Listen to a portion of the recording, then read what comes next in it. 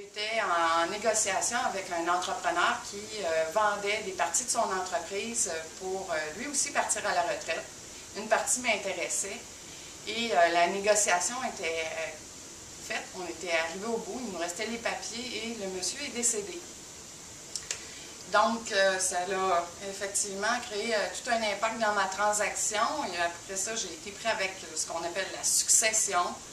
Et avec la succession, souvent, c'est des gens qui connaissent moins la business qui nous intéresse. Donc, ça a été plus difficile. Et puis, juste à la veille de la signature de la transaction, j'étais encore en train de faire le due diligence, de vérifier tous les papiers. On était pour arriver à la fin. On avait eu des problèmes de confidentialité. Il y avait beaucoup de peur dans la transaction, et ce qui fait qu'à la dernière minute, on ne s'est plus entendu, on a eu trop peur, et pas de mon côté, de la part de la succession, et puis ça s'est terminé.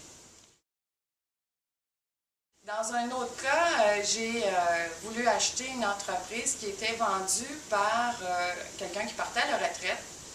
Et donc, c'était le capital à laisser à ses enfants.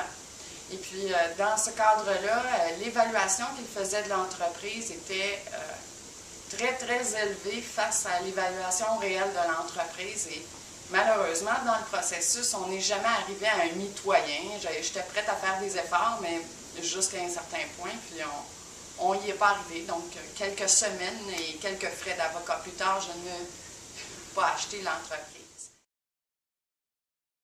Mon plan de développement, moi j'ai choisi les acquisitions pour grandir.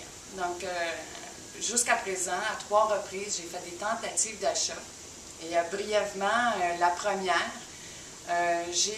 lors des négociations, les premières négociations, j'ai donné beaucoup d'informations sur ma capacité de payer ou encore, je dirais, la manière que je voulais faire les choses et mon évaluation de l'entreprise que je me préparais à acheter. Et puisque je n'étais pas seule en liste pour acheter cette entreprise-là, bien, le vendeur qui, lui, était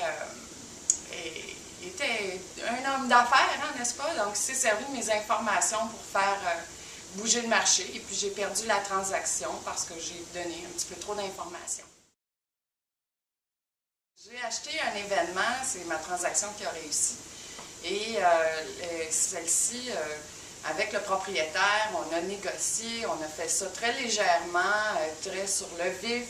Donc, on s'est signé des petits papiers, il s'est échangé quelques dizaines de milliers de dollars en dépôt. Et ensuite, j'ai pris mes petits papiers et je suis allée voir mes avocats. Et ceux-ci m'ont drôlement chicané puisque cette entreprise-là était en faillite.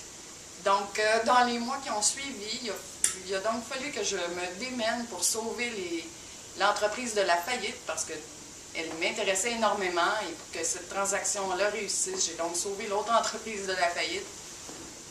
Je me suis dédiée et donc j'ai accompli la transaction avec les syndics.